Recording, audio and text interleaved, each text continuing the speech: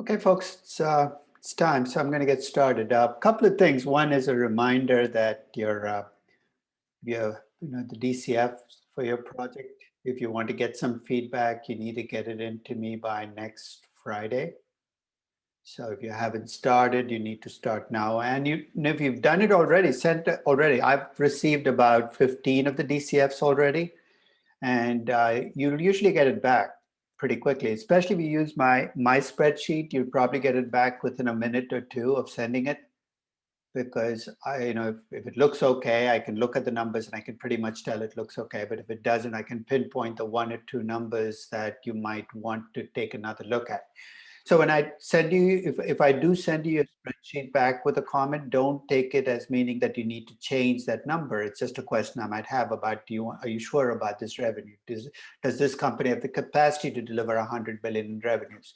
So it's more about making sure your story is internally consistent than my taking issue with your story.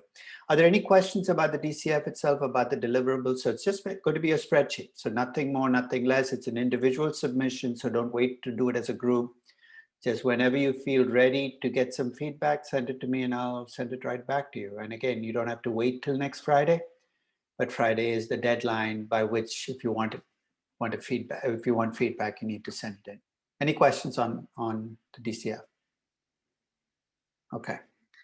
So I also sent you the link for the Tesla valuations by ARC. Do you get a chance to look at them? It's out there. It's out there, but it's also it's a little dangerous in the sense that each assumption by itself is plausible. Did anybody take a look at their bull case assumption in 2025? How many cars is the analyst projecting Tesla will sell? Anybody look? Nobody took a look. 10 million cars. Is that plausible? How do you test for plausibility? First, if the total market is 6 million, 10 million is impossible, right? But the total market for cars is about 80 to 85 million. So could you be the company that sells 10 million? Yes, you'd be the largest auto company in the world in 4 years then. Right now, Tesla sells 500,000 cars. It's quite a climb, but is it plausible? Yeah, I guess you could tell a story of everybody buying electric cars and Tesla basically dominating the market. So in that story, Volkswagen's attempt to, remember, Volkswagen is invested heavily in electric cars. All of those traditional car makers will fall to the side. The Neos, the Nicolas, the new car makers will not making any dents in Tesla. So 10 million stands by itself. Then if you look at the next set of assumptions, I think they assume an EBITDA margin of 35 or 40%. You know how many forget about auto companies. You know how many manufacturing companies have 40% EBITDA margins? None that I know of. So in that story, you have to tell me something else about Tesla. Maybe they sell a lot of software on the side or services on the side. Is that plausible? I guess so. It's Tesla. So on that part of the story, maybe you can get away with it. So that part is plausible as well. Whether you can do that while you're selling 10 million cars, I'm not sure, because those two parts seem a little inconsistent with each other. But here's the part that troubled me the most. The analyst is projecting what he called a free cash flow yield of 5.5% by 2025. I'm not even sure this analyst understands the meaning of the word free cash flow. But what's the definition of free cash flow to the firm? What is it? It's after-tax operating income minus reinvestment, right? And he's projecting that number will be $250 billion. That's what 5.5% will work out to by the time you get to 2025. That part of the story floored me. And here's why. To get from 500,000 cars to 10 million cars, what does Tesla need? Insane amounts of new capacity, right? To build that, what do they have to do? They have to invest in huge amounts of CapEx. And if you're investing in huge amounts of CapEx, how the heck are you delivering all this great free cash flow to investors? This is when, and that's basically what I want you to think about when you tell your story. Don't just take each line item and ask, is that plausible? That's why I want to tie them together in a story so that story makes sense. You know what? And I'm going to say something harsh about ARC, but I mean it. I mean, these guys are good macro forecasters. I give Kathy Woods credit for being a great forecaster of trends. But they're just not good at valuation. We're not good at valuation. Better to do nothing and have people think you can't do valuation than to actually do a valuation, remove all doubt that you can't do valuations. Because you look at this number and you say, who's putting these numbers together? I mean, on the side, they have an insurance business that throws off $1 billion. You know how difficult it is to get, how regulated the insurance business in the US? This analyst is saying $1 billion in insurance profits in 4 years. It's making up stuff as you're going along. So it's a great test of impossible, implausible, improbable. Take it through the test, and then you're very quickly going to see how easy it is to build these fantasy land valuations. So let's talk about more valuations today. Okay?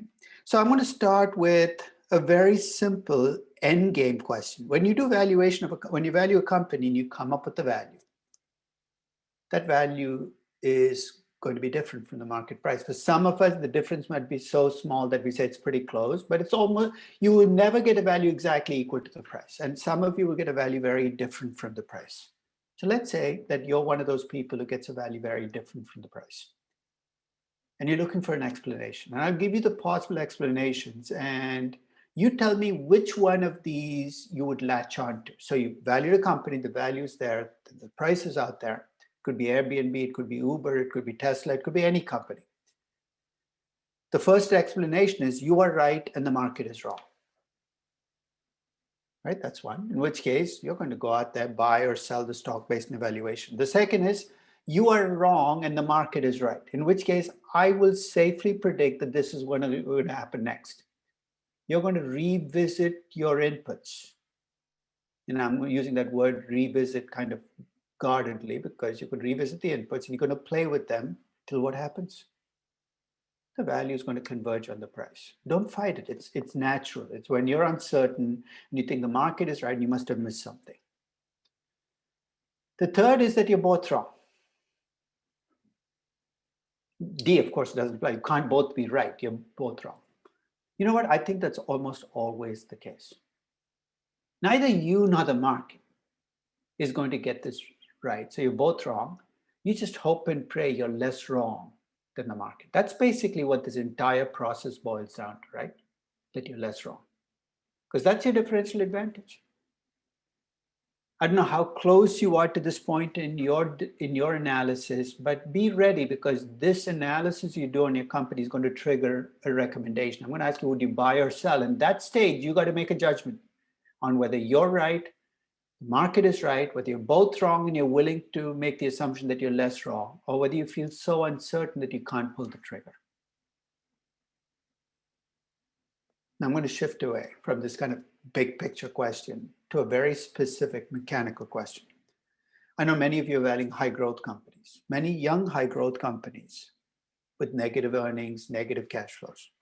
Let's say you finish your valuation, the value that you arrive for the equity is 100 million based on taking the present value of your cash flows in your DCF.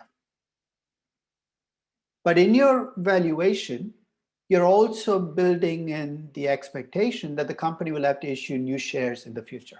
So right now they have 10 million shares, but because they're growing and they have negative cash flows in years 1, 2, 3, and 4, you're assuming they'll have to issue 2.5 million additional shares in the future. So I have a very simple mechanical question. Let's assume the 100 million is a number you feel pretty comfortable about. That's the value of your equity. But you think about what share count to use. You can use the 10 million existing shares, which will give you a value per share of 10. You can use 12.5 million with the additional shares. That'll give you $8. Maybe the answer should be somewhere between the two, between 8 and 10. Or maybe it's more than 10 or less than 8, depending on what you decide to bring in. So this is actually a big question in DCF. Once I've computed the value of equity in my company, should I divide by the share count today, or what I think the share count will be after the company's done issuing shares in years 1, 2, 3, 4, 5, etc. D, do you want to try? What should I use as my share count? The existing share count or the share count that incorporates future share issuances? I'm thinking probably C, between $8 and $10. So it'll be a share count somewhere between 10 and 12.5 million. Okay. David, what do you think? I was thinking A because that's already, the negative cash flow is already included in your DCF valuation. I want you to think about, that is actually the right answer. You know how difficult that pitch is going to be when you're sitting around the table with bankers? Because bankers like to use the diluted share count. They're going to say, but don't you have to issue shares in the future? The answer is absolutely. But what are the shares issued to cover the negative cash flows? Are those negative cash flows already in your present value? Absolutely. I mean, think of the example, right? You have cash flows of minus 2 billion in year one, minus 1 billion. So if you've taken those cash flows and you've taken the present value, your present value is already lower. The expected dilution is already built in. In fact, I'll send you a link later today about where I use a company. I think I used Tesla from like 4 or 5 years ago to illustrate where, because they'll say, where is it built in? And the easiest way to show it to them is to take out those negative cash flows from years 1 through 4, show them what the present value would have been without them, and then say, look, if I adjust the share count and use my DCF value, I'm actually double counting the same extra shares being issued. It actually makes our life much simpler, right? Because it just says, look, take the share count today, be done. You don't have to worry about future share count. It's already in your cash flows. And where is it in the cash flows? In those negative cash flows that pulled your value down. Any questions on that? Because as I said, once we could look at real companies, you'd see this play out. But it's a huge issue, I think, in value per share, especially with young companies, because I see a lot of double counting when people do the share count. Hey, Professor. Yes. What about the same circumstances, except for it's a more mature company, but you intend on issuing additional equity in the future? To do what though? Right? If you have no negative cash flows, where's all that cash going? If it's going to pay down debt, it should be showing up in your debt ratio, right? So if you don't have negative cash flows, why would you ever issue shares in the first place? So if you're over levered, maybe you'd issue shares to bring down the debt. But if you're a mature company, I don't see even a reason for issuing shares. So if there's a share count changing, it's got to be because you've decided that you want your debt ratio to come down over time, in which case you incorporate that into your cost of capital and you move on. So, same logic applies even there.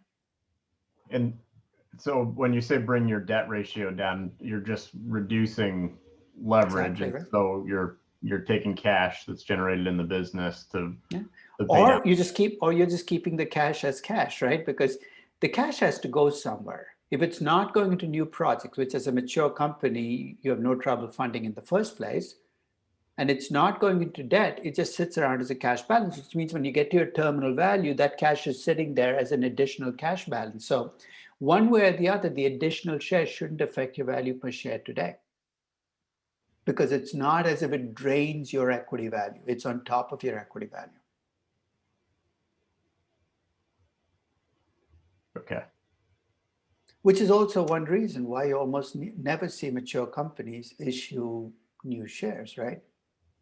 If you look at share issuances, they're very rare at public companies once you've gone public. And part of the reason for that is if you're going to issue shares, you do it because you really, really need the cash flows now to either survive or to fund new projects. Can I ask a follow-up question on that? Sure, yeah.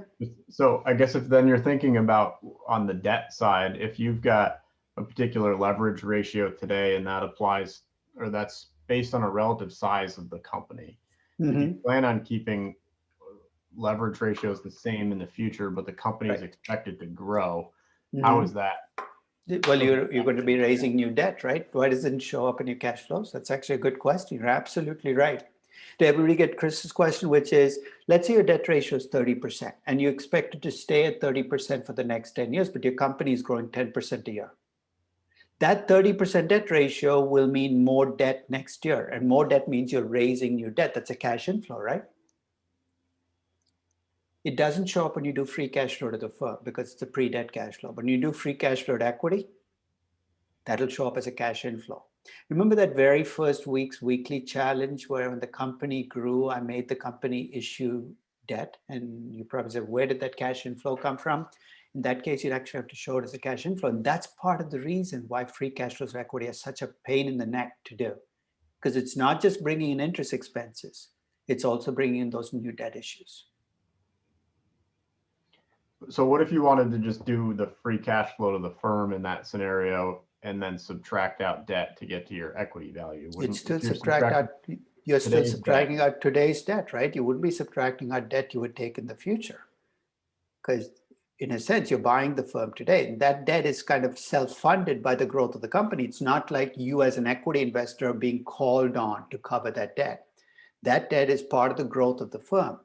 And that's why when your debt ratio changes over time, you still, so that's why we divide by the share count today and the debt, and you subtract out just the debt today, even though you fully well know that it'll make more debt issues in the future and there'll be more shares issued in the future. Isn't that going to give you two different answers for the equity value though? Why? Right? Try it out. Because you will see actually that you're by keeping your debt ratio fixed, you're actually going to push up your cash flow to equity, but your cost of equity. In fact, if you don't do it, you'll often find that your equity approach keeps giving you a lower value than your firm value approach. What the heck is happening? It's because you're missing those debt inflows. Okay, I got it. Okay. Thank you. Any other questions? So today we're going to continue valuation, and I'm going to do a valuation of the market to begin today's session. It's actually a variant of the valuation of the week that you got a few weeks ago where I valued the S&P 500. But I'm going to take you back to November 2020, which is one of the 3 times I valued the market last year. I valued it once in June, once in November, once on January 1st, 2021. But on November 1st, 2020, I sat down to value the market. And part of the reason I valued the market is there were a lot of people around me who kept telling me that what the market was doing did not make sense. And you could see why, right? The economy is in shambles, unemployment rates are high. And this was when people were still very pessimistic about whether the vaccine would even come out. So this was just a week before the vaccines started to come out. Everybody was down on the economy, and the response was, how the heck can markets be going up and the economy is doing so badly? I'm going to start by answering that question because that's a question you still see floating around. And the second is, there were people who, even if they saw what the market was doing, said, is the market in denial? Is it underestimating how much work it'll be for the economy to come back? So let's start on the first question. Why or how can the market keep going up when the economy is doing badly? So to answer that question, here's what I did. I went all the way back to 1960. And every quarter I computed 2 numbers. I computed the growth in real GDP. So basically that measures how well the economy is doing. So I got that from the Federal Reserve. And I also computed the returns on the S&P 500 every quarter. So every quarter I have growth in GDP, measuring how the economy is doing. And I measured what the market was doing. So in this graph, I've got both lines. The green line is GDP. So it's less volatile than the market. The red line is the market. So it's a pretty simple data series too. Then I did a correlation between the 2 numbers. You see what I was trying to measure? Does the market tend to do well in quarters when the economy does well? Because that's kind of the subtext that people push, right? Market's doing well, economy must do. You know what the correlation was? Minus 0.06. What does that mean? There's not just no correlation between how the economy is doing in a quarter and how the market is doing. It's actually slightly negative. You think that's crazy. Why wouldn't the market be reflecting the economy? Because that's not the market's job. It's not the market's job to reflect the economy. It's the market's job to forecast the economy. You see where I'm going? I said, if I take the same quarter, I'm not going to get a correlation because the market's doing its job, but it's doing its job by looking at what the economy will do 2 or 3 quarters out. So here's what I did to try to measure that. I tried to measure the correlation between what stocks were doing and what the economy did the next quarter or 2 quarters out. And guess what? As I went 2, 3 quarters out, the correlation started climbing. In fact, it peaked out around 0.26, 0.27, around 3 quarters ahead. So what's this graph telling me? The market is a forecasting machine. It's doing what it's supposed to. It's forecasting what the economy will do 2 or 3 quarters out. But it's a noisy forecasting machine. You know what I mean by a noisy forecasting machine? The correlation is not 0.8 or 0.9, it's 0.27. There's an old saying, and this has been around for a very long time in markets, that markets have predicted 9 of the last 5 recessions. And it's tongue in cheek. Basically, markets will get scared. You're saying there's a recession, but 4 out of 9 times it's wrong. The same thing. Am I saying the economy is certainly going to come back? No. But the market seemed to believe in late 2020 that the economy was going to come back strongly.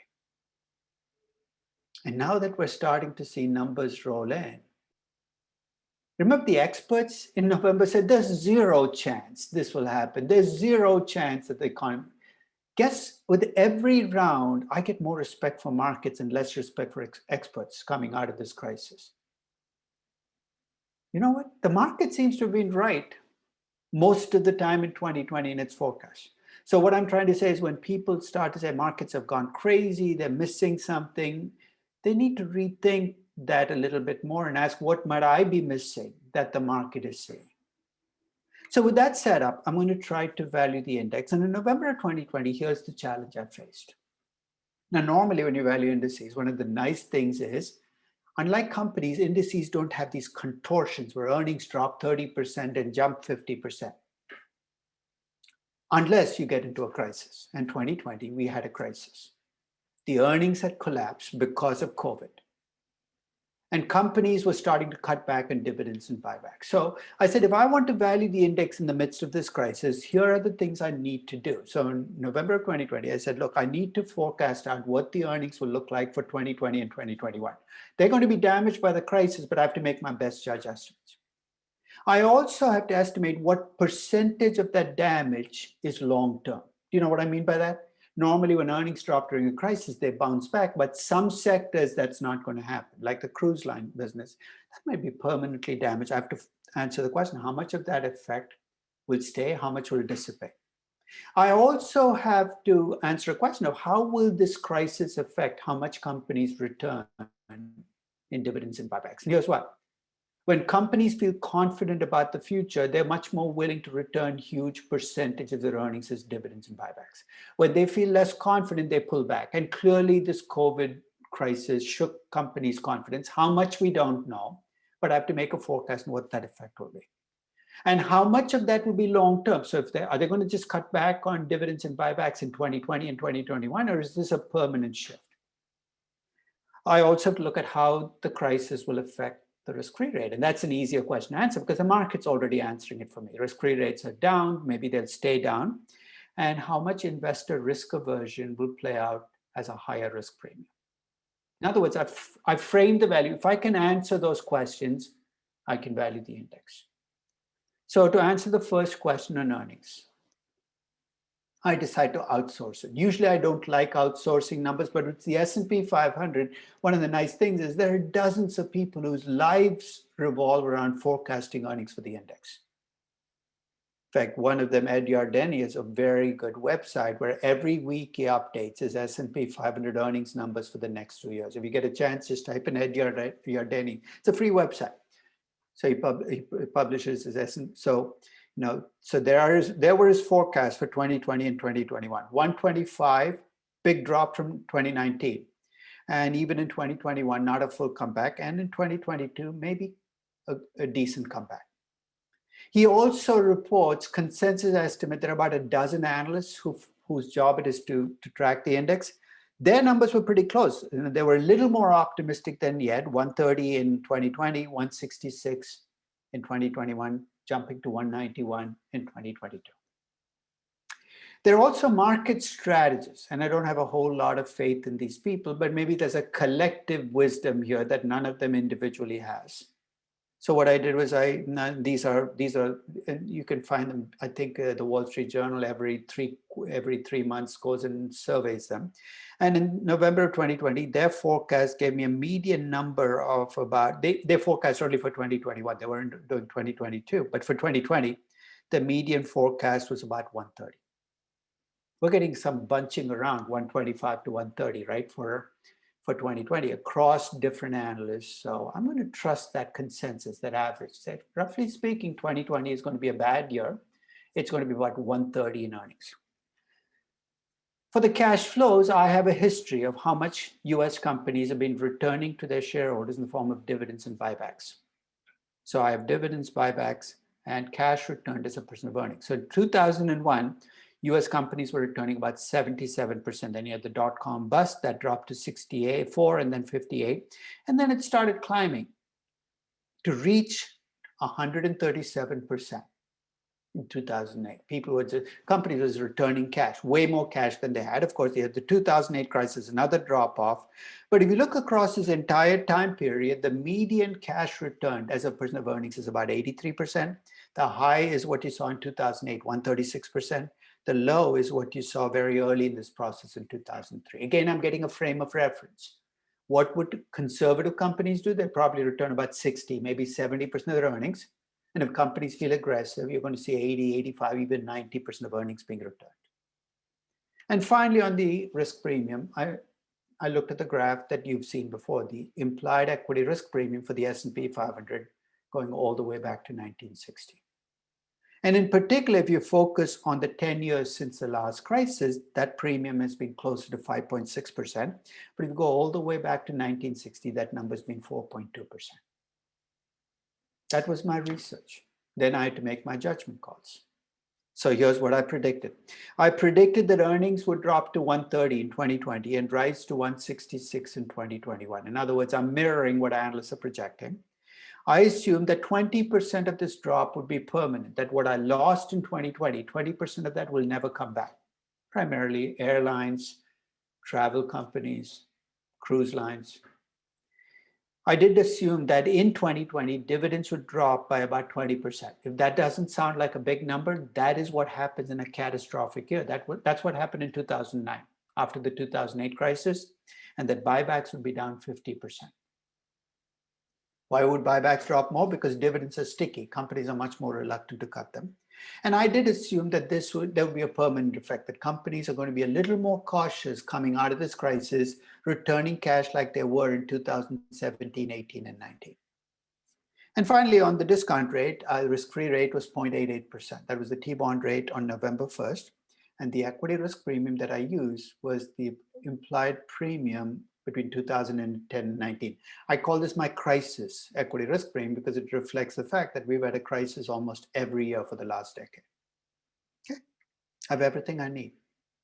I took my earnings and project them out. Just to show you that I'm not being completely blind to the effects of the crisis, I'm going to compare what I was projecting as cash flows in January and February of 2020 before the crisis hit. This is what I was projecting as cash return.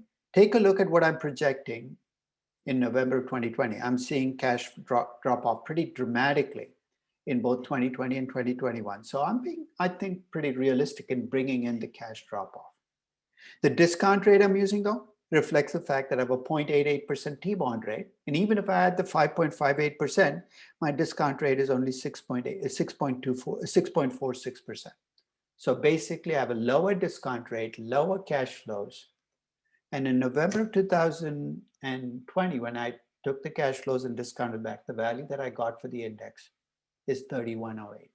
If this framework looks familiar, it's my implied equity risk premium framework, right? But what am I doing differently? In the implied premium framework, I solve for the implied equity risk premium. All I do is replace that solved number with what I think is a reasonable premium, and I essentially can use the same framework to value the index at any point in time. November, when I valued the index, I valued 3,100. The index was trading at 3,270, which is noise. In this case, I'm now moving my earnings a little bit. So my bottom line was, I think the index is slightly overvalued, but I don't see the basis for assuming it's massively overvalued.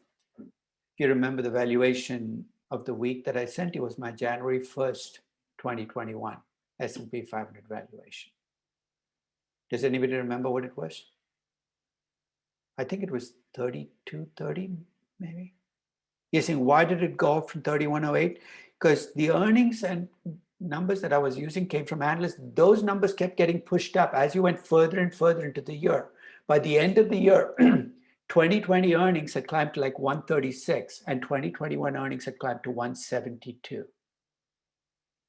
fact, I checked this yesterday. Those numbers are now, I think, 175 or 176. Analysts keep getting more and more optimistic about 2021 earnings, whether that's merited or not. So if you bring in those updated earnings, you're also going to see your index level climb up. So I'm not suggesting that this is the valuation of the index. This is my valuation of the index. And the reason I asked you to try out that spreadsheet is it's flexible enough that you can take T-bond rates today, 1.71%. You can take earnings today and answer for yourself whether you think the index is fairly valued or not. Any questions on the index, on valuing an index? You can value any index using this approach. It might be a little more work collecting the data, but essentially we're bringing intrinsic valuation to play on the index. All right, I do have a question. Go ahead, Hush. Yeah, so the earnings, is that just the percentage appreciation in the price of the index? Is that, and then the cash Which, return? I'm sorry, what is the, what? Index, the ones that you're using the estimates as well to forecast. So I'm just trying to understand. This is probably a really stupid question. No, wait. So which you're a little in and out. Are you talking about the earnings that I'm using in the future, or what's the part? What does that mean? That is the collective earnings on all 500 companies in the S&P 500. So just taking the net income of every company, adding them up across the 500 companies. And the dividends and buybacks are the collective. So act like you bought the entire index. Those would have been the earnings you received as an investor, and the cash return would have been the cash you collected as an investor. Okay, so this is just aggregated numbers. Any other questions? Now, one of the final things I did on the November 1st, 2020 analysis, and this is something I talked about in my corporate finance class, for those of you who were there as well. I used Crystal Ball, which is Monte Carlo simulation software, because I feel really uncertain. Let's face it, none of us feel certain about what's coming. We're making our judgment. So I took the numbers that I thought were the key numbers, the earnings numbers, the cash return, and I made them into distributions. And with the earnings number, I could actually look at the actual range in the earnings that the different analysts are projecting to base my distribution. But then my cash, my equity risk premium, with the equity risk premium, the historical data. So these distributions are actually relatively easy to come up with because I had a lot of variation across analysts and a lot of historical data. And the bottom line is, once I put those distributions in, I can do a distribution of values for the index and tell you with the, so now not only am I telling you the index is worth 3120, I can give you a range of values. What's the 10th percentile, the 20th, across the different simulations. So it's actually a great way when you feel uncertain about the value of your company or the value of the index to face up to your uncertainty, say, let me see how it plays out in my overall valuation. And I mentioned to my corporate finance class that this is available to you as a Stern MBA. It's part of the Stern apps that you can download. So you can use it to convert any valuation you've already done into a Monte Carlo simulation at almost no cost. And it's actually very easy to use and to incorporate. Any questions about market valuation? So now let's talk about the dark side of valuation. So it sounds like a scary part of this class, but it's actually, to me, the most interesting part of valuation. Let's face it, if all you had to value are nice money-making companies with a lot of history, this class wouldn't last very long. You don't need very much. So I'm going to frame what's going to come next by looking at the 4 questions you need to answer when you value a company. So I give you any company. First question you're going to ask is, what are my cash flows from existing investments? Right? You look at the last financial statements, you try to answer that question. Then ask you, what's your value created or destroyed by future growth? Remember, growth can create value, it can destroy value. In your company, does growth create or destroy value, and how much? Third, how risky are your cash flows? You can give me betas and risk premiums. Ultimately, that shows up in the discount rate. Then ask you, when will your company be a mature company? What are your cash flows? What's the value of growth? How risky are you? When will you be a mature company? Any question you value, those are the 4 questions. Any company you value, those are the 4 questions you need answered. So let me start with an obvious statement. When those questions are easy to answer, valuation becomes easy. Now do you see why money-making companies with a lot of history are easy to value? When I ask you, what are your cash flows from existing assets? You pull up the last annual report and you show me. When I ask you, what's the value of future growth? You're able to compute things like return on invested capital. You have a lot of history and you trust the data. When I ask you how risky are you, you can show me 100 years of operating history, 50 years of stock prices. And when I ask you, when are you a mature company, you're close enough to being a mature company. It's going to be in 2 years, 3 years, it's already here. Every question becomes easy to answer. No wonder we can value the Coca-Colas and the Kraft Heinz's of the world so easily. You're saying, when will those questions be difficult to answer? They're difficult to answer with young companies. Think of why, right? Everything is up in the air. In fact, I'm going to take a young company, a very young company, and ask those questions. You're very quickly going to see why valuation becomes complex. It's difficult to answer when you have companies that don't fit the accounting mold. Like what? Pharmaceutical companies, technology companies, where accountants can't fit the CapEx into that neat little box that they have for it. But then you have to redo the financials. And they're difficult to answer when you worry about whether your company will make it.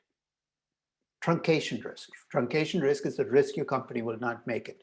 So trying to value a company that might go bankrupt, trying to value a young startup that might not make it, trying to value a company that might get nationalized. Those questions become difficult to answer. So here's what I'm going to do.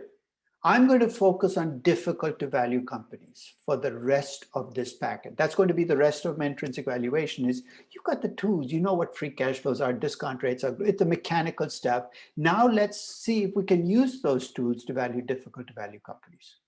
I'm going to start by looking at companies across the life cycle, starting with young companies and why they're difficult to value. Then I'm going to move to mature companies. Usually they're easy to value unless they're going through life-changing events, right? Where they've decided to change their business model, become a different company. GameStop a year ago would have been an easy company to value. It was a dying brick and mortar retail company. Now this Chewy.com guy is running it. Who knows what plan? Maybe it's going to become a gaming platform, an online retail company. It's a mature company making a transition. And the most depressing valuations of all are, of course, valuing companies that are in decline. Do you really want to value Bed Bath & Beyond? I don't. I feel like taking a shower every time I look at the company. It's a company where the story you're going to tell is going to be a horror story, but it is the truth. It's where the company is going. So I'm going to value companies across the life cycle. Then I want to talk about valuing companies in different sectors. I used to think valuing banks was easy, and I'll explain what the basis for that misconception was and what changed and why I think banks have become among the most difficult of all companies to value. I want to talk about valuing companies which are emerging market companies. What makes them difficult to value, the cross holdings, the country risk. And within sectors, I want to talk about commodity companies. How would you value an oil company today, given that we don't know whether oil will be our primary energy source 10 years from now? How do we factor that in to valuation? So we have a lot of dark side of valuation companies. Let's get the process started with young companies. So Manav, you're going to be my guinea pig here. You're going to have, you're an entrepreneur, you have a young startup. And I'm going to ask you the 4 questions I need answers to value your company. So you ready? What are your cash flows from existing assets? You have a young startup. What's your answer to that going to be? Almost very low or nothing. You say, I don't own the chair I sit in. So what existing assets? So that was easy. So there are no cash flows from existing assets. When I ask you, what's your value from future growth? Remember, you're a young company. You don't have a business model. You just have potential. Your answer is a lot. And if I ask you for specifics, you say, I really can't tell you more than that because I don't know. When I ask you, how risky are you? You say, very. But I say, can you show me something? No, you haven't been around a long time. You can't show me your past operations. You can't show me your prices. When I ask you, when will you be a mature company? You fall out of your chair laughing. You don't even know whether you'll make it through next week. Now, do you see why most people don't even try to value young companies? Every question becomes like pulling teeth. People just give up.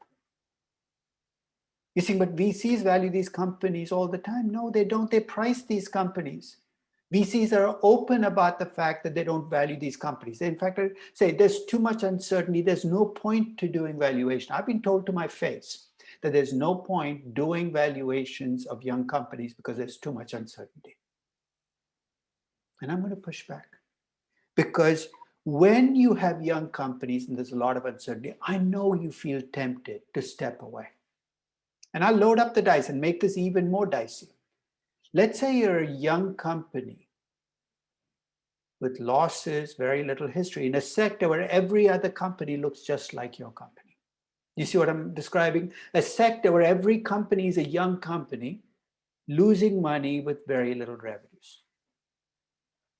So right now, if you look at the artificial intelligence business, there's no single company. In fact, none of the companies in there make money. They all have huge market caps. What about the electric car company business, right? Even their most mature, which is Tesla, is still a money loser. Forget about Nikola, NIO, and all the other players. When you think about why these companies give you trouble, go back to think about where you get information to value company. I don't know about you, when I sit down to value company, the first thing I pull up are the annual reports, the 10Ks, the filings of the company, not just for the most recent year, but for prior years. Thank God for SEC filings, right? So I look at a company's financials, I look at its history, and then I try to look across the sector. You know what I'm trying to sense, right? As these companies get bigger, what happens to cost? What happens to margins? So I look across the sector at more mature companies. I've one by one knocked your crutches out, right? If you have young companies, you don't have history. If they're early in their life cycle, their financials tell you very little about their business model. And if every other company looks just like yours, I learned nothing by looking across the sector. I talked about AI today, electric cars today. 25 years ago, you know what sector best described what I just came up with? It's the dot-com sector. In the mid-90s, every company in this sector was a money-losing company with lots of potential and nothing to show for it. And that's when the dark side of valuation will emerge. And I'll tell you what you'll see on the dark side. You hear a lot of talk about paradigm shifts. You know what that means? Basically means I can't explain what's going on, so I'll call it a paradigm shift. You hear it now today, right? We're a paradigm shift. The Fed now controls rates. We can do whatever we want, paradigm shifts. The second is you see new metrics being invented. Like what? In the 1990s, you saw market cap divided by website visitors. Market value per website visitor. You're saying, why would you do that? If you have no revenues and no earnings, what the heck are you going to divide by? You've got to divide by some positive number. In fact, it got to the point where an analyst on Wall Street named Mary Meeker, one of the legendary investors, came up with the market value per eyeball. You know what she was doing? She was dividing the market cap of every company, but not just how many visitors were on the website, but how much time they spent on your website. And she would say things like, hey, this company is cheap. It's trading at $220 per eyeball. And you're saying, I really like my eyeballs. $220 doesn't sound like that much. You can see what happens with these new metrics, right? You have no perspective. Today, you see it play out as market cap per subscriber, market cap per user, market cap per download. You see the same phenomenon play out. And in the dark side, you also hear a lot of macro stories. Every AI company that I talk to, when I ask them, why are you worth so much? You know what their answer is? Because AI is the future. That's it. That's the answer.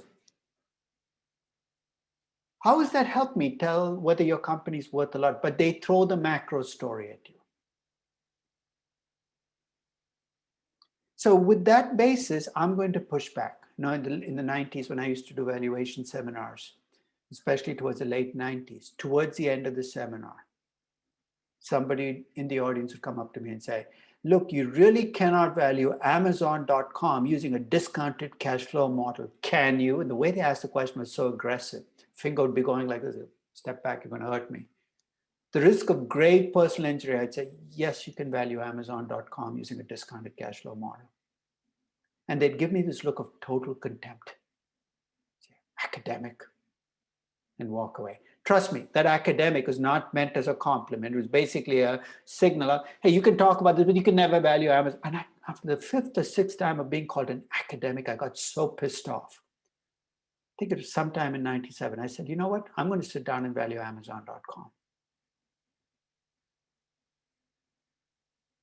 And while I valued Amazon.com in 1997, I kept a journal of every roadblock I ran into, because there were no books on valuing young companies out there. I looked through my book multiple times, nothing there. So everything was a roadblock. I couldn't use any of the things I was comfortable using. So I kept a journal of every roadblock I ran into, what I had to do to get around the roadblock, and to show you how many roadblocks I ran into by the time I was done valuing Amazon in 1997. My journal was 75 pages long. That's how many roadblocks there were. I never waste anything I write. So here's what I did. I slapped a title on the journal, The Dark Side of Valuation, Can Amazon.com Be Valued? It's still on my website if you want to download it. And it's a personal journey of here's what I had to do, because none of the things I was taught in valuation worked here. I had to come up with this. If you look at how I value young companies now, and you look at what I learned in that journal, almost everything I do today in valuing young companies, I learned in the process of valuing Amazon in that 97. I'm not going to take you back to the 97 valuation. In the 1997, you know what Amazon was, right? It was an online book retailer. So I'm going to take you 3 years later, when Amazon was now a much broader retail company, still online, it was still young, it was still money losing. And I'm going to take you through a discounted cash flow valuation in early 2000. And you know the advantage you're going to have? This is like telling a story about somebody. So this is like telling a story about whether I should have signed Messi 20 years ago. And as I go through the story, you know how the rest of the story is unfolded. You say, you idiot, you have to sign him. So in hindsight, some of the things I'm going to say about Amazon, you can look and say, you were way too pessimistic. But in early 2000, this is what Amazon looked like. It was a company with $1.1 billion in revenues. Now, for a US retailer, $1 billion in revenues makes you a tiny company. Just to give you perspective, you know what Walmart's revenues are? About 400 billion. At the time I did this, Costco, Gap, you take any of the stores, their revenues 10, 20, 30 times Amazon's revenue. So it's a company with small revenues. And in an operating loss of 410 million. So I'm going to ask a question. It's a very simplistic question, but humor me. Can a company with small revenues and big operating losses become a valuable company? Sahir, what do you think? Can a company with small revenues and big operating losses become a valuable company? Yes, down the road, I guess, yeah. Every company at some point in time was a small money-losing company, right? Whether you're looking at Microsoft, Google, at some point. So help me out here. Let's keep this simplistic. For this company to become valuable, what has to happen with small revenues? They have to become Large. big revenues. I told you it's simplistic. What's got to happen to the losses? Go down. Not just go down, but If change signs and become. So in other words, two things have to happen. The small revenues have to become big revenues, and the losses have to become profits. profit. I know it's incredibly simplistic, but it laid the path for me to value Amazon. So I'm going to give you my key assumptions, and then I'll come back and back into these assumptions and tell you how I came up with the numbers. My first big assumption with Amazon was a compounded revenue growth of 42% a year for the next 10 years. Notice the words I use, compounded 10 years. I'm not saying 42% in year one, year two. In fact, in year one, my revenue growth is 150%, then 100. As the company gets bigger, that growth rate gets lower, but the compounded revenue growth was 42% a year for the next 10 years. I actually did this particular valuation as a webcast for the CFA. It was one of their first live webcasts in early 2000, because they said these .com companies are booming. Our CFAs would like to understand whether you can value a company. And they say, can you value? In fact, I remember the title they gave. It was no earnings, no history, no comparables, no problem. They wanted a nice, sexy title. I said, okay, that's the fine title. So the 30-minute webcast. And it was very early in the process of webcast. So I present and people would ask questions by email. You couldn't ask directly because it wasn't like you could see them. So there'd be email questions coming in.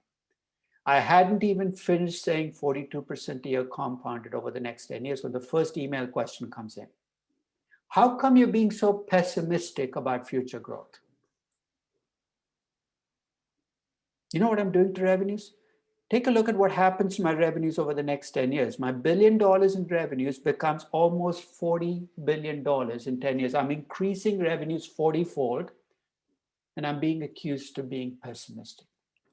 You know why people thought it looked low? What were they comparing the 42% to? The 200% growth at Amazon in the most recent year, saying, how come you're dropping it from 200 to 42%? Which is one reason I added the extra line item to show that I wasn't doing that. I was dropping from 200 to 150, 150 to 100. And I was doing that simply because the company was scaling up, was getting bigger. I couldn't keep using 200%. I thought I was being supremely optimistic, assuming a 42% growth rate. Now, legitimate question is why 42? Why not 45? Why not 39? Why not 30? Why not 50? I'll come back and talk about how I picked 42. But that is half the game done, right? I've made small revenues into big revenues. My next big challenge is I've got to make their losses into profits. So here was my second big assumption. I picked a target margin, a margin that I thought they could deliver once they got through their growing pains. And the margin I picked was 10%. You're saying, where do you get that? Well, in 2000, I saw Amazon as an online retail company. And as they got bigger, I thought they would become a retail company that happens to be online. The online is the platform they deliver, but they're still in the retail business. You know what 10% was? It was the average pre-tax operating margin of all retail companies, not online retailers. They were all losing money, but I said, as Amazon gets bigger, its margins are going to converge on the margins for this business. Second email question comes in. How come you're being so pessimistic about future margins? And you can see the stories under that question, right? Because the story was a brick and mortar retailer has to have physical plant and stores. Online retailers don't need any of that stuff. So online retailers should be able to earn much higher margins than brick and mortar retailers. So I gave them my answer. I said, you know what? If there are two ways of delivering a business, their margins have to be roughly the same. Because if they're not, here's what's going to happen. Let's assume in steady state, online retailers make 20% margins and brick and mortar retailers make 10% margins. If you're a brick and mortar retailer, what are you going to do? You're going to shut down your stores and go online. You can't have two ways of delivering a business with wildly different margins and expect both to survive. So I said the margins are going to converge. This guy wouldn't give up. He said, why would they converge at 20%? I said, because that's not the way the world works. Because here's what online retail gave the world. It gave customers choices. And I'll give you a very simple illustration, and none of you has lived through this choice, but 25 years ago, if you had to buy a printer, let's say you work from home, you had to buy a printer. You know what you had to do? You had to get in your car and drive to the local electronics store. And a salesman would come out and say, that is the printer for you. This is the lowest price you're going to be able to find. Trust us. Of course, you don't trust the guy. He looks like a used car salesman, just more sleazy. But what's your choice? Get in the car and drive around another 20 miles and have three other used car, electronics guys tell you this is the cheapest printer? So you trust him. Remember about 3 years ago, Best Buy had this scandalous behavior where they were covering up those barcodes on the sides of computers and printers. You know why they were doing it? Because people were walking into stores, and when the sales guy said, this is the lowest price, people were scanning the barcode. No, I can see it on Amazon for $20 less. You see where this is going? It used to be that all retailing went through brick and mortar retailers. You took the pricing as given. Now you have brick and mortar retailing and online retailing. Guess who you've just empowered? You've empowered customers. And how does that show up? I think collectively the business's margins are going to come down because you don't have the pricing power you did before. So I said, if they're going to converge, they're not going to converge on 20. You'll be lucky to converge on 10. You're probably more likely to converge on 7 or 8%. So I said, I'm being pretty optimistic, assuming you can converge at 10. So here's what happens. As my margins go from negative to positive, my losses become profits. You see what the magic of doing this in a spreadsheet is? I've taken a small money losing company and made it into a big money making company. It's so easy to do on an Excel spreadsheet. And there's one final loose end to tie up. To get your revenues from 1.1 billion to 40 billion. Will Amazon need to reinvest? Of course, right? You can't get that big without reinvesting. And here's where I got stuck in 1997. Because everything I was taught about reinvesting was mechanical. You know what I tried first? My own sustainable growth equation. Remember that? Return on capital times reinvestment rate. I tried that in Amazon in 2000, and here's what I saw. What kind of return on capital are you going to get when you have a $410 million operating loss? You're going to get a big negative return on capital. What kind of reinvestment rate are you going to get when your denominator is a big negative number? Another big negative number. You're saying this is very convenient. Big negative number times big negative number is big positive number, but it doesn't quite help you, right? If you take operating losses and grow them, guess what? They become bigger losses. I tried taking last year's CapEx, depreciation, working capital, and forecasting them based on last. It didn't work. These young companies, the last year's numbers are all over the place. But to cut a long story short, it took me, I think, about a day and a half of experimenting before I came to this conclusion, which I should come up right away. The number that's growing is revenues, right? Operating income is kind of a noisy number because your margins are changing. I said, I need to tie reinvestment to revenues. Hence was born the sales to capital ratio is still seen in my spreadsheet, because what I do there is I tie what happens to your revenues to how much you have to invest. And the sales to capital ratio that I used for Amazon in January 2000 was roughly 3, which was roughly where the retail sector was, the online retail sector was at that point in time. I have all the pieces in the puzzle. My revenues grow because of the growth rate. My margins improve because of the target margin. My reinvestment each year is just a change in revenues that year divided by 3. That's it. Take the change in revenues, divide by 3, I get the reinvestment. What's in that reinvestment? Everything. Remember, we had net capex, working capital, acquisitions, R&D. It's all in that reinvestment number. It's a consolidated number. Why am I not breaking it out? Because I have no idea what Amazon will have to reinvest in to grow. And you know what? I don't think Jeff Bezos had any idea in 2000 either. All I'm saying is, look, I need to set aside the money because I know that they will have to spend money to grow. Am I telling a pretty upbeat story here, though? I'm making this company go from small to one of the larger retail companies in the world. I'm making its margins improve from huge negative numbers to huge positive numbers. I'm letting them grow with a remarkable amount of efficiency relative to brick and mortar retailers. You know, I keep emphasizing the optimism in the story. With that optimistic story, take a look at my free cash flows. In year 1, my free cash flow to the firm is minus 931 million. Year 2, it's minus $1 billion. Year 3, minus 989 million. In fact, my free cash flows for the first 6 years are all negative. Am I surprised? Not in the least. Why are they so negative? Because I'm so optimistic and upbeat about the future, my cash flows are negative. Somebody's mic is open. If you could, Manav, I think your mic is open. I'm so Yeah, I'll fix it. Yeah. So my free cash flows are negative, but I'm making an implicit assumption here that I should probably make explicit. In year 1, I have a minus $931 million free cash flow, right? Brian, what am I assuming Amazon's going to be able to do in year 1? Raise equity to pay for that. And how do you know it's equity? Why not debt? They don't make any money. They can't service debt, so they'll have to. But there's also an explicit number you can focus on, right? If you look at the debt ratio I've used my cost of capital, it's 99% equity, 1% debt. So I'm actually telling you that they're going to have to raise equity in year 1. Year 2, more equity. Year 3, more equity. Could there be a danger in that assumption? Could something happen that causes that assumption to implode? In fact, when you have a market crisis, when you have a sector fall out of, out of favor, one of the things that often happens is when the sector companies try to issue equity, nobody will buy the equity.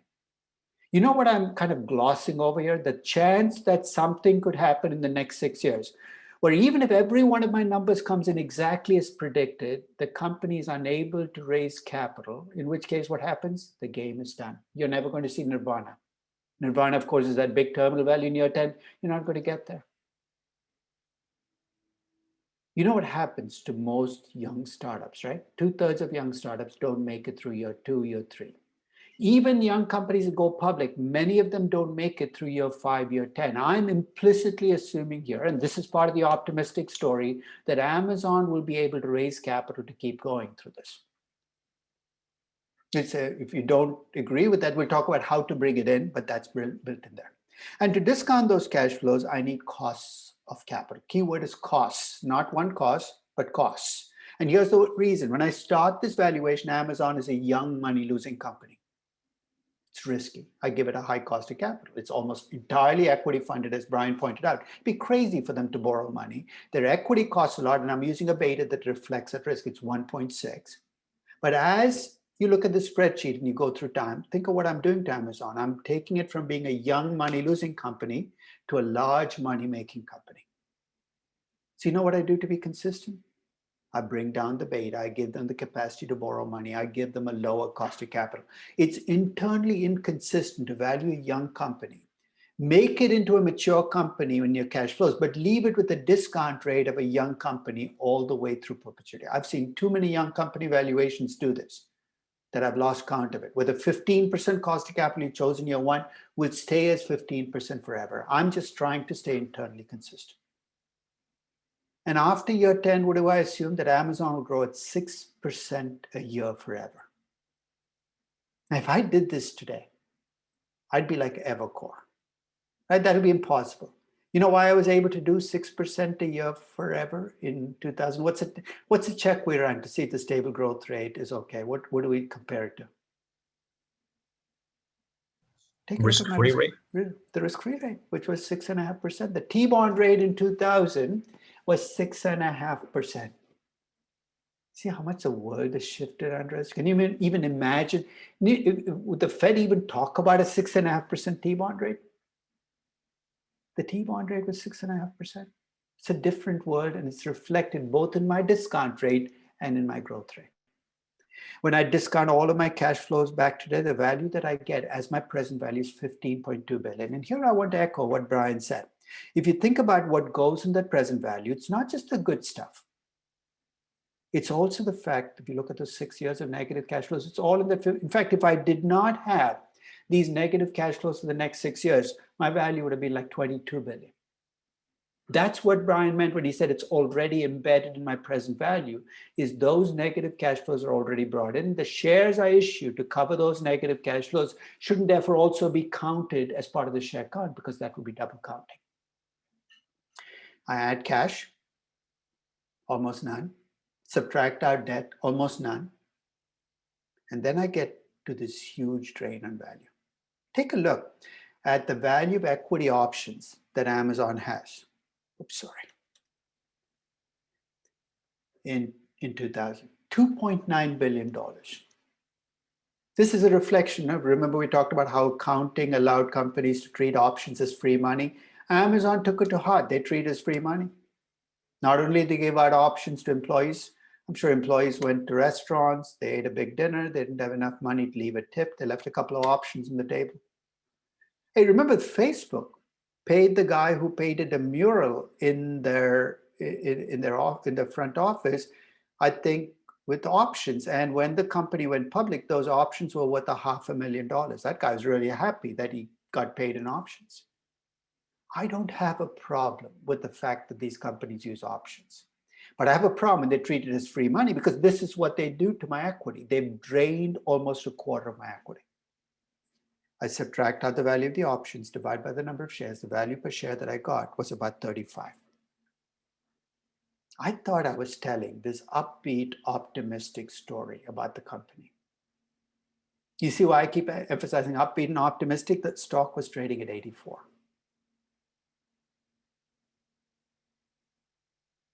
So what's the bottom line? I think it's overvalued. Do I have enough faith to act on it? What did acting on it mean? Going out and selling short, right? Yep. I thought about it for all of 5 minutes. And I said, I'm not doing it. You know why? Because in 2000, if I tried to sell short on Amazon, the longest time period a broker would give me was 6 weeks. I'm not kidding, 6 weeks. And I said, no way am I betting that the market will correct in the next 6 weeks. Now, if you look at the mechanics of what I've done, cash flows, discount rates, I mean, we're doing it, what we do in any company. The thing is, you are making a story drive your numbers. You're not basing it on last year's numbers. And that's the difference when you're valuing a young company as opposed to a mature company. You don't have the crutches that you use with a mature company. So I'm going to take this Amazon valuation and draw a few lessons that I learned during the course of the valuation that kind of show up every time I value a young company. Remember when we talked about betas, I said, don't trust regression betas. That applies in spades when you're valuing a young company. For God's sakes, if you're valuing Airbnb, don't use a regression beta for the last 5 months.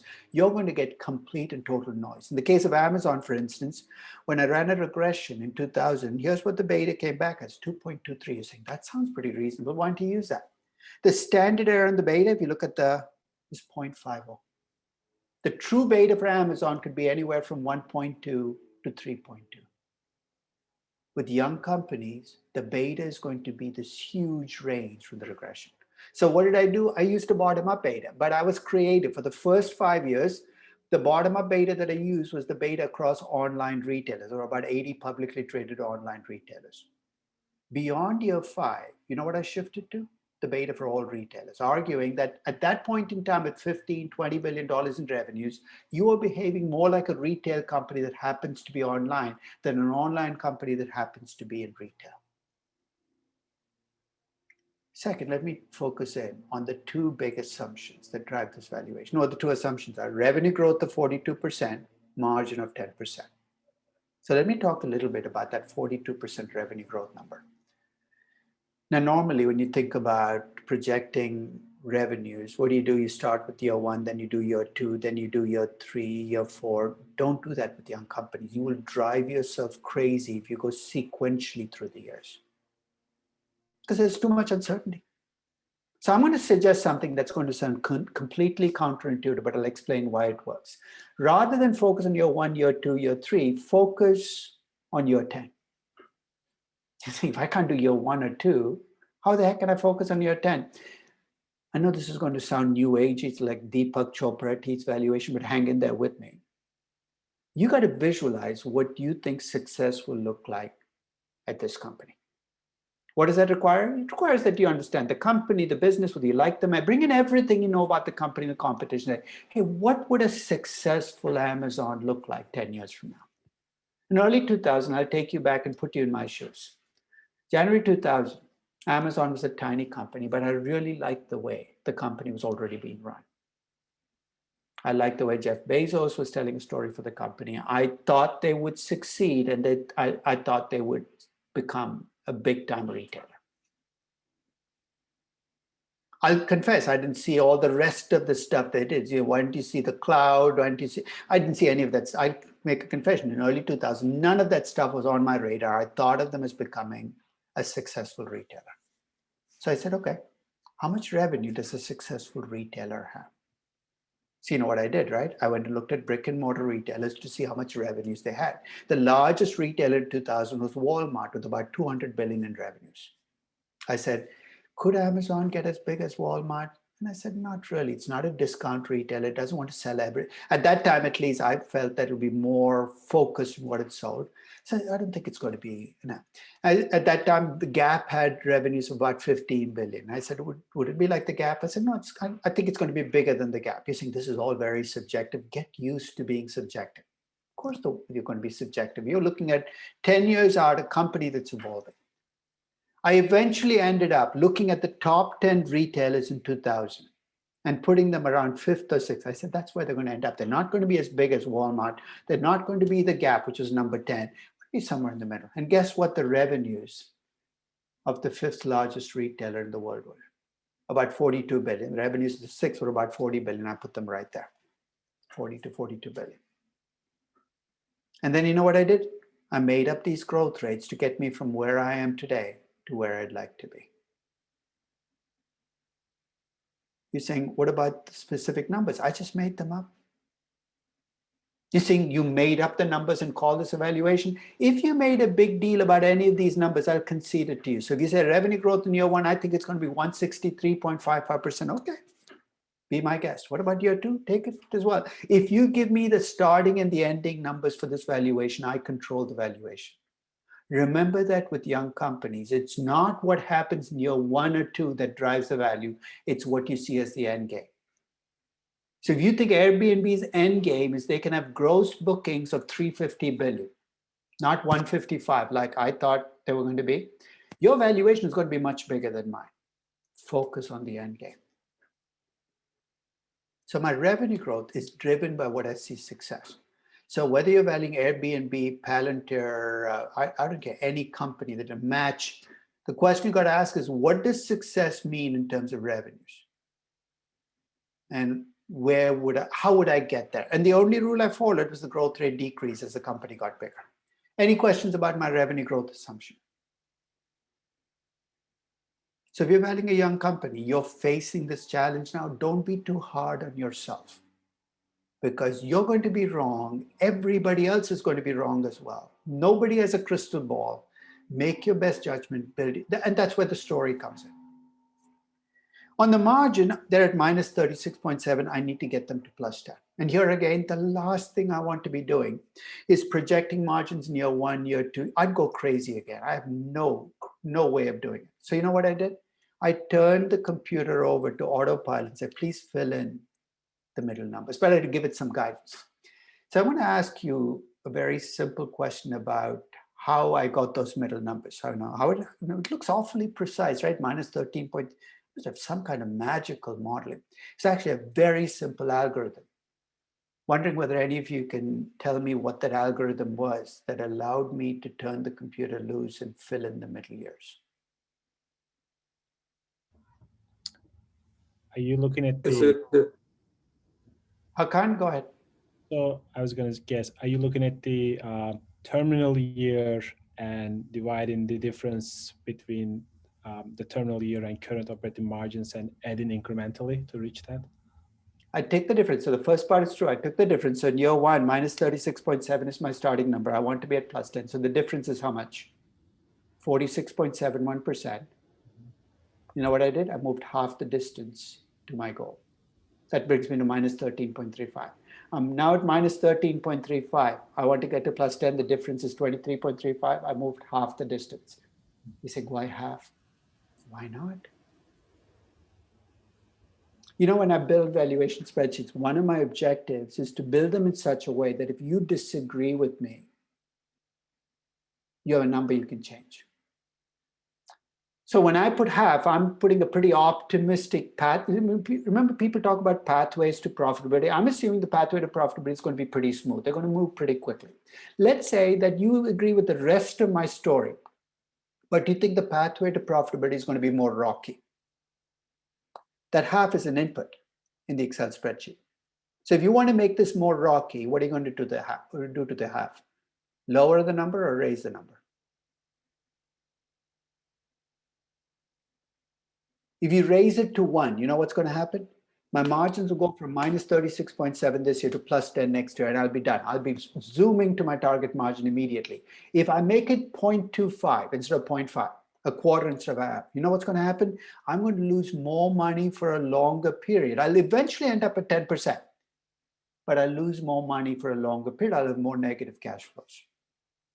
It's the simplest mechanism I could think of then to adjust my margins. You know how I've modified in my current Excel spreadsheet? If any of you work through the spreadsheet, I ask you what your target margin is. And right under that, I ask you, what year do you want to get to this target margin, right? And if you enter 5, I move you much more quickly then. So there are mechanisms for me to get you from where you are today to the target. But again, the last thing I want to be doing is year-specific forecasts, because I'm unable, I can't bring the ammunition to do it. So my margin goes from minus 36.7 to plus 10 in those increments of half the distance to the goal.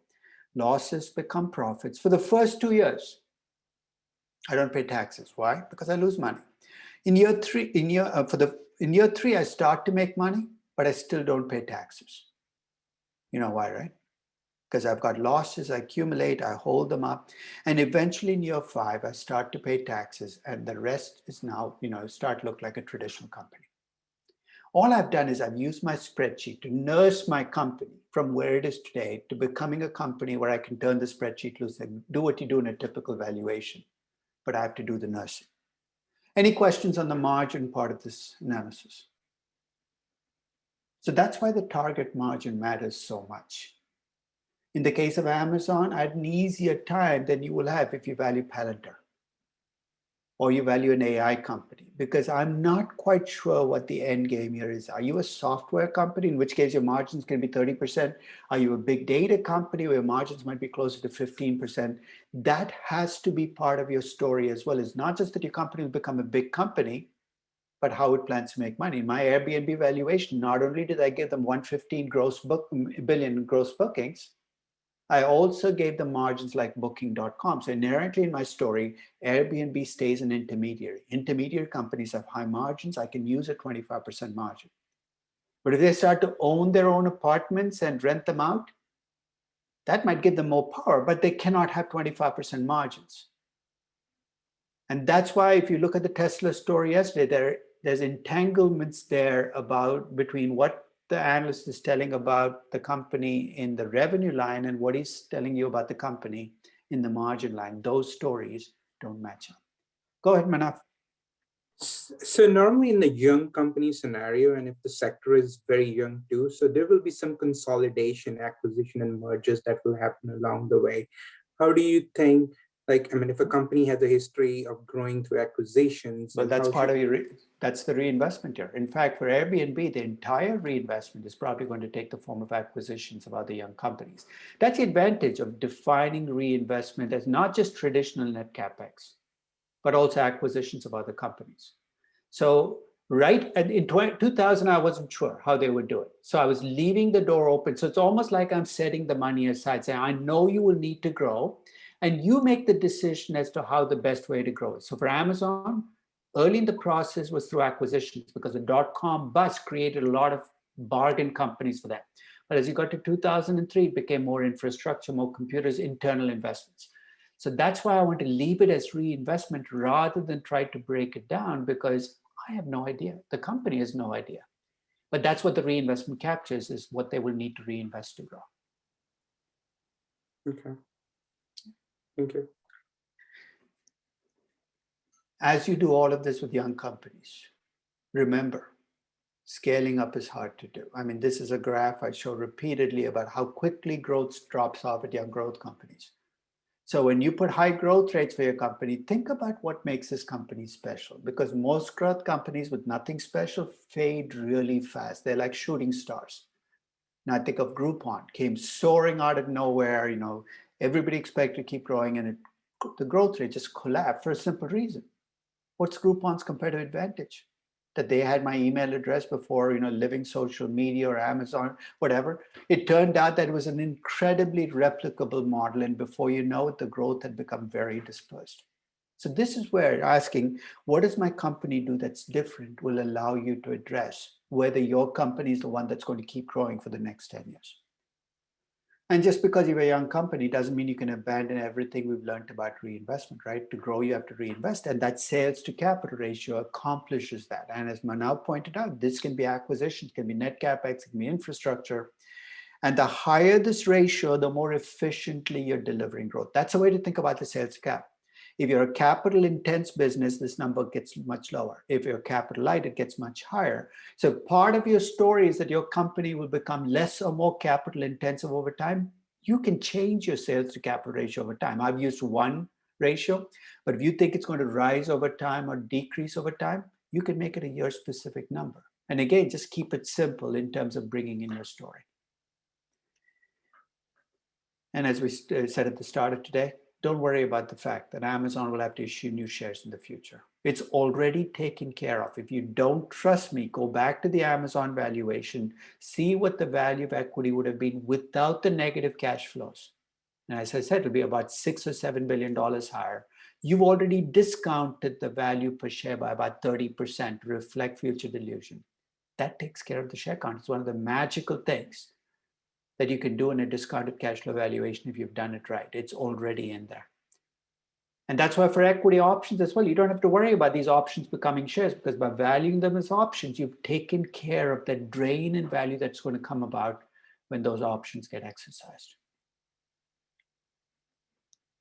As I said, though, I was a little too optimistic about survival. I did assume that Amazon would make it through all this bad stuff and do it without any damage. And this is actually I think it's the Department of Labor, or one of the federal agencies maintains these statistics. It's actually it's a very useful database that actually tracks startups and then looks at how many of these startups make it through year 1, year 2, year 3. And you can see across sectors that if you look at let's take natural resources, right? 1 year after startup, 82% of the companies are still around. But 7 years after, that's down to about 37%. 63% of natural resource companies fail within 7 years. But the failure rate is actually highest in year 1, 2, and 3. So when you look at your young company, if it's just been started, you might attach a 70% chance of failure. If it's 3 years in, that's now down to 45%. If you're 5 years in, so you're going to look at a bunch of variables, but you have to assess this chance that your company will not make it. In fact, I found a 2019 update of this, which looked at the percent of companies which survive. And these are very young startups. These are not public companies. These are small private businesses, what percent. And it's amazing what the failure rate is. For an entrepreneur, it's probably not, because if an entrepreneur, you've tried and failed, you know this happens. But if you're an investor, this is something you got to factor into the process. So final thing, I finished this valuation, and somebody very plaintively in the audience in 2000 asked me, is it possible that Amazon is worth $84 per share? And I said, possible is such a weak word. Of course it is. All I need is higher revenue growth and higher margins. So this is something I actually do when I value young companies. I look for break-even points. What do I have to assume? Because remember, this valuation rests on 3 levels: growth, margins, and sales to capital. By keeping it simple, I can now change those levels and see what happens to the value. These yellow boxes are numbers that exceed $84. So what does Amazon have to do to be worth $84 in 2000? It's got to grow like Walmart and have margins like Ann Taylor. If it can pull that off, then all's okay. So another way to frame, do you want to invest in companies to look at those break-even points? I know I'm running out of time. Last point, as you do all of this, the one question you should never ask yourself is, what if I'm wrong? Because I'll answer the question up front. You are definitely wrong. In fact, you're wrong 100% of the time. And it's okay. And here's why. You don't have to be right to make money. You just have to be less wrong than everybody else. And with these young companies, that's a much lower threshold to meet. So when we start, I think we don't have class on Wednesday. When we come back next Monday, I'm going to show you my Amazon valuations over time to talk about how markets make mistakes and you make mistakes, and how this is a constant game of saying, hey, am I more wrong than the market or less wrong? And you're going to see Amazon evolve in my story from being this online retail company to what I call the greatest disruption platform in history. That's how I think of Amazon. My Amazon story now is it's in every business it wants to be in, that it feels it can disrupt. It's a much bigger, much more scary story. And we'll tell that next session and see how it plays out in value. Okay, so I will see you next Monday. As I said, your quiz is next Monday too. So, I'll send out your quiz review, past quizzes, so you can take a look. And if any of you have issues, because it's Passover, I think on Monday, just let me know, and we'll find a way in which you can still take the quiz and not have to kind of, not and bring in the fact that you cannot do that at the times on Monday. Okay, see you next Monday. Take care. Thanks, Professor. Bye-bye.